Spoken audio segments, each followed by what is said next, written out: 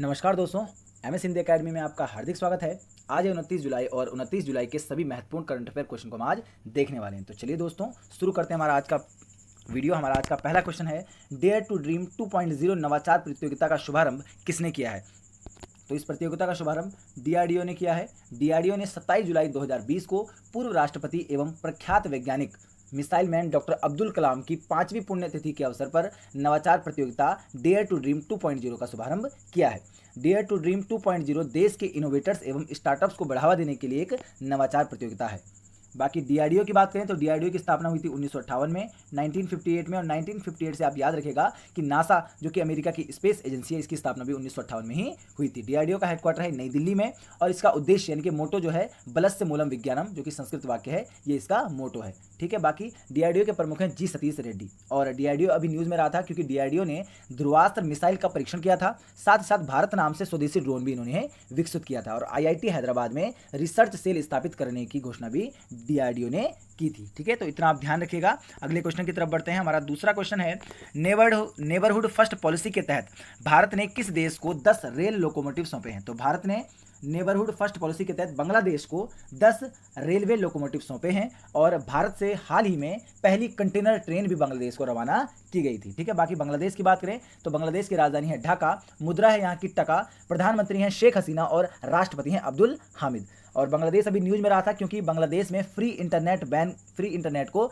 Ban किया गया है। साथ ही साथ डिजिटल हार्ट को भी यहाँ पर लॉन्च किया गया था और बांग्लादेश के नौसेना प्रमुख नए नियुक्त हुए हैं जिनका नाम है मोहम्मद शाहीन इकबाल। तो ये आप बांग्लादेश से याद रखिएगा। बाकी बहरीन की बात करें तो बहरीन क्यों न्यूज़ में रहा था? क्योंकि बहरीन ने 2018 एशियन गेम्स के स्वर्ण पदक को रद्द करके भारत को 400 मीटर रिले दौड़ में अब स्वर्ण पदक दे दिया गया, यानी कि भारत के स्वर्ण पदक को अपग्रेड किया गया। ये हमने कल ही पढ़ा था। बाकी सोमालिया की बात करें तो सोमालिया के जो प्रधानमंत्री हैं वो मेहदी मोहम्मद गुलाइद को कार्यवाहक प्रधानमंत्री के रूप में सोमालिया में नियुक्त किया गया। बाकी मालदीव की बात करें तो मालदीव ने 26 जुलाई 2020 को 55वां स्थापना दिवस मनाया है। साथ ही साथ मालदीव में आपातकालीन चिकित्सा सेवा के लिए भी भारत से समझौता हुआ था और संजीवनी अभियान के तहत भारत ने कोविड-19 के लिए दवाएं भी मालदीव में पहुंचाई थी।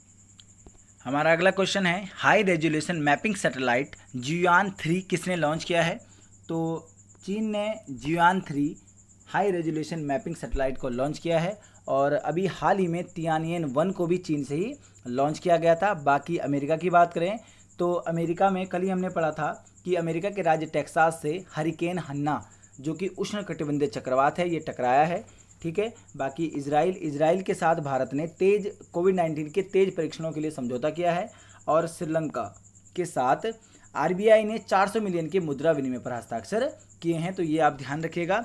अगले क्वेश्चन की तरफ बढ़ते हैं। हमारा अगला क्वेश्चन है, मौसम मोबाइल एप्लीकेशन किसने लॉन्च किया है?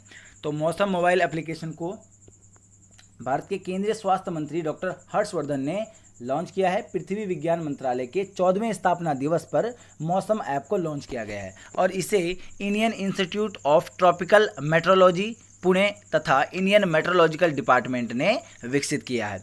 ये जो ऐप है ये मौसम संबंधी जानकारी प्रदान करेगा, 200 शहरों के लिए ये प्रदान करेगा।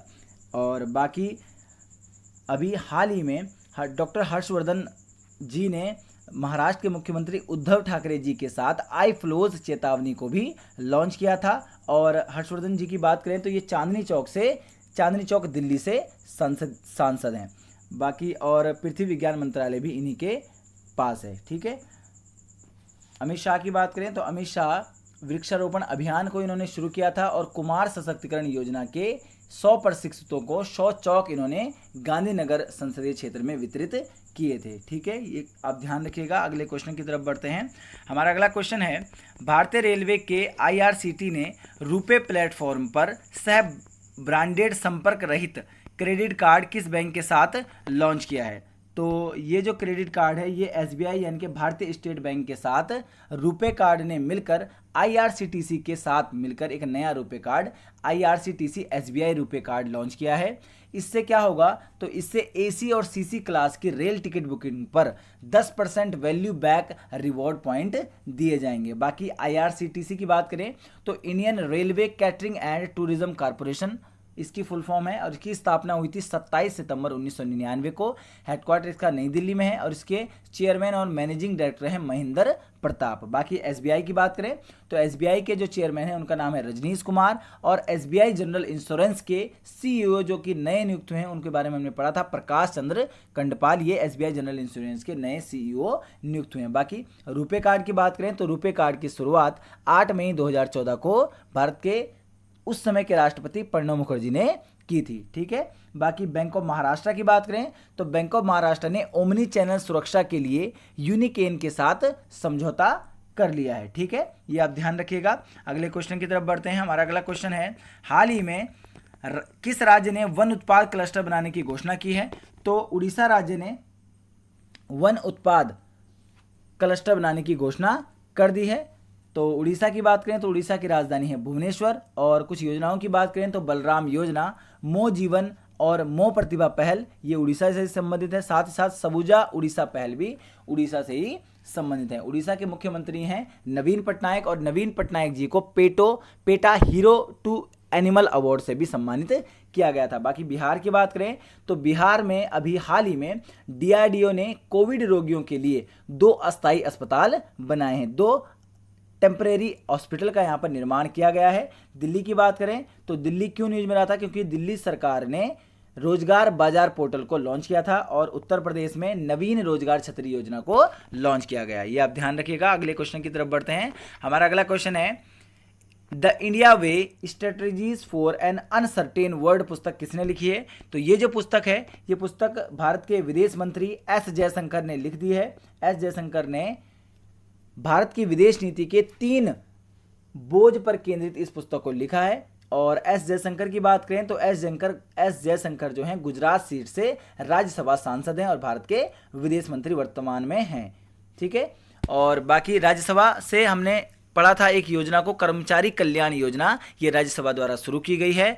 और अब और ऑप्शन देख लेते हैं, जैसे कि विरल आचार्य की बात करें तो विरल आचार्य ने quest for restarting financial stability in India पुस्तक को लिखा है और ये आरबीआई के पूर्व डेप्यूटी गवर्नर रह चुके हैं। आरसी भार्गव की बात करें तो आरसी भार्गव ने getting competitive a practitioner guide for India नाम से एक पुस्तक लिखी थी। और हुसैन जैदी की बात करें तो हुसैन जैदी ने द एंड गेम नाम से पुस्तक लिखी है। ठीक है, अगले क्वेश्चन की तरफ बढ़ते हैं।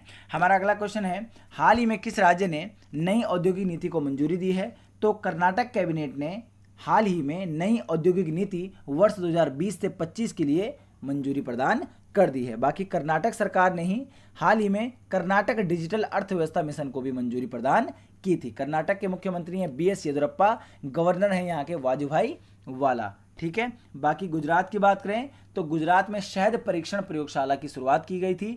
जम्मू कश्मीर की बात करें तो जम्मू कश्मीर के केसर को जीआई टैग मिला है, जम्मू कश्मीर के सैफरन को जीआई टैग मिला है। और आंध्र प्रदेश की बात करें तो आंध्र प्रदेश ने अमूल के साथ समझौता कर लिया है। ठीक है, ये आप ध्यान रखिएगा। अगले क्वेश्चन की तरफ बढ़ते हैं।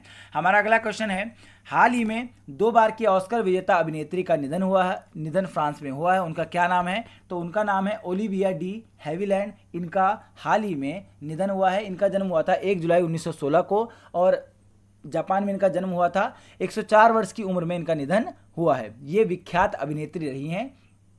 इनको वर्ष 1946, 1946 एवं वर्ष 1949, 1949 में ऑस्कर अवार्ड से भी सम्मानित किया गया था। बाकी जॉन जैक्सन की बात करें तो जॉन जैक्सन ये अमेरिकी अभिनेता हैं जिनका निधन हाल ही में हुआ है और इन्हें वर्ष 1958, 1958 में गोल्डन ग्लोब अवार्ड से सम्मानित किया गया था। एनी रॉस की बात करें तो any Ross British American jazz singer हैं जिनका हाल ही में निधन हुआ है। और अमला शंकर की बात करें तो अमला शंकर मशहूर भारतीय नृत्यांगना रही हैं जिनका निधन हाल ही में हुआ है। ठीक है, तो ये आप ध्यान रखिएगा। अगले क्वेश्चन की तरफ बढ़ते हैं। हमारा अगला क्वेश्चन है, भारत ने किस देश के साथ रक्षा संवाद आयोजित किए हैं? तो भारत ने हाल ही में इंडोनेशिया के साथ रक्षा संवाद आयोजित किए हैं। ये रक्षा संवाद दिल्ली में आयोजित हुए हैं और इंडोनेशिया के रक्षा मंत्री प्राबोवो सुबियांतो ने इसमें भाग लिया था। बाकी इंडोनेशिया की बात करें तो इंडोनेशिया की राजधानी है जकार्ता, राष्ट्रपति हैं जोको विडोडो। ठीक है, ब्रिटेन की बात करें तो ब्रिटेन एवं भारत के बीच 14वीं संयुक्त आर्थिक एवं व्यापारिक कमेटी मीटिंग जो कि 24 जुलाई को वीडियो कॉन्फ्रेंसिंग के जरिए हुई थी और इसमें भारत की तरफ से पीयूष गोयल जी ने भाग लिया था। बाकी फ्रांस की बात करें तो फ्रांस से हेमस मिसाइल खरीदने की भारत ने घोषणा की है और साथ ही साथ 29 जुलाई को रफाल फाइटर जेट भी भारत को प्राप्त हो जाएंगे। ठीक है, उत्तर कोरिया की बात करें तो भारत ने $10 लाख की मेडिकल सहायता उत्तर कोरिया को प्रदान की है। ठीक है, ये आप ध्यान रखिएगा। अगले क्वेश्चन की तरफ बढ़ते हैं। हमारा अगला क्वेश्चन है, मध्य प्रदेश के राज्यपाल का अतिरिक्त प्रभार किसको दिया गया है? तो गुजरात के राज्यपाल आनंदीबेन पटेल को मध्य प्रदेश राज्य का अतिरिक्त प्रभार दिया गया है। क्यों दिया गया है? क्योंकि मध्य प्रदेश के जो पूर्व गवर्नर रहे थे लालजी दास टंडन, उनका हाल ही में निधन हुआ है। लालजी दास टंडन से आप एक फैक्ट ध्यान रखिएगा कि लखनऊ में लखनऊ हरदोई जो रोड है उसका नाम टंडन मार्ग रखा गया है, तो ये भी आप ध्यान रखिएगा। बाकी फागू चौहान की बात करें तो फागू चौहान बिहार के गवर्नर हैं। जगदीश मुखी की बात करें तो ये असम के गवर्नर हैं और आरिफ मोहम्मद की बात करें तो ये केरल में गवर्नर हैं। ये आप ध्यान रखिएगा। अगले क्वेश्चन की तरफ बढ़ते हैं। हमारा अगला क्वेश्चन है, विश्व बाघ दिवस कब मनाया जाता है? तो विश्व बाघ दिवस प्रत्येक वर्ष 29 जुलाई को मनाया जाता है और इसकी जो शुरुआत हुई थी 2010 में इस दिवस को मनाने की शुरुआत हुई थी। बाकी 28 जुलाई की बात करें तो 28 जुलाई को हमने विश्व हेपेटाइटिस दिवस मनाया है। साथ ही साथ विश्व प्रकृति संरक्षण दिवस भी 28 जुलाई को ही मनाया जाता है। 26 जुलाई की बात करें तो 26 जुलाई को कारगिल विजय दिवस मनाया जाता है और 25 जुलाई को विश्व IVF दिवस भी मनाया जाता है। जुलाई के कुछ और दिवसों की अगर हम बात करें, जैसे कि 24 जुलाई को भारत में आयकर दिवस मनाया जाता है और 27 जुलाई को CRPF का स्थापना दिवस मनाया जाता है। 82वां CRPF स्थापना दिवस 27 जुलाई 2020 को मनाया गया है, तो ये आप ध्यान रखिएगा। अगले क्वेश्चन की तरफ बढ़ते हैं। हमारा अगला क्वेश्चन है, रुक जाना नहीं योजना किस राज्य की है? तो ये जो योजना है ये मध्य प्रदेश राज्य की है। ठीक है, मध्य प्रदेश की बात करें तो मध्य प्रदेश की राजधानी है भोपाल। मुख्यमंत्री हैं शिवराज सिंह चौहान और गवर्नर यहाँ के हाल ही में आनंदीबेन पटेल को अतिरिक्त प्रभार गवर्नर का दिया गया है। बाकी कुछ योजनाओं की बात करें, जैसे कि जीवन शक्ति योजना, ये मध्य प्रदेश से ही संबंधित है। भारत का पहला ई-वेस्ट क्लिनिक भी मध्य प्रदेश में ही खोला गया है। आसपास योजना, चरण पादुका सेवा, थैंक्स मॉन्ग वृक्षारोपण अभियान, FIR आपके द्वार, ये सभी मध्य प्रदेश से ही संबंधित है। बाकी हरियाणा की बात करें तो हरियाणा में 5 दिन के फ्रूट एक्सपो का आयोजन किया गया है। झारखंड में कोविड-19 के मानदंडों का उल्लंघन के लिए 2 साल की सजा और 1 लाख तक के जुर्माने का प्रावधान किया गया है। और महाराष्ट्र पहला राज्य बना है जिसने ड्रोन से बिजली लाइनों एवं टावरों का निरीक्षण की घोषणा कर दी है। तो ये था हमारा आज का वीडियो। अब हमारा कल का क्वेश्चन देख लेते हैं। हमारा कल का क्वेश्चन था, भारत किस देश के साथ पासेक्स अभ्यास का आयोजन करेगा? तो भारत अमेरिका के साथ पासेक्स अभ्यास का आयोजन करेगा। और आज का हमारा सवाल है, इंडियन ओवरसीज बैंक के नए MD CEO कौन बने हैं? तो अगर आपको इस क्वेश्चन का सही उत्तर आता है तो हमें कमेंट बॉक्स में लिख दीजिए। वीडियो अगर आपको अच्छी लग रही है तो वीडियो को लाइक कीजिए और प्लीज़ इसे अपने दोस्तों के साथ और स्टडी ग्रुप में शेयर कीजिए ताकि मैं और अच्छे से अच्छा आपके पास कंटेंट ला सकूँ, अच्छे से अच्छा आपको प्रोवाइड कर सकूँ। तो और इसी तरह के और वीडियो देखने के लिए हमारे चैनल को सब्सक्राइब कीजिए। धन्यवाद।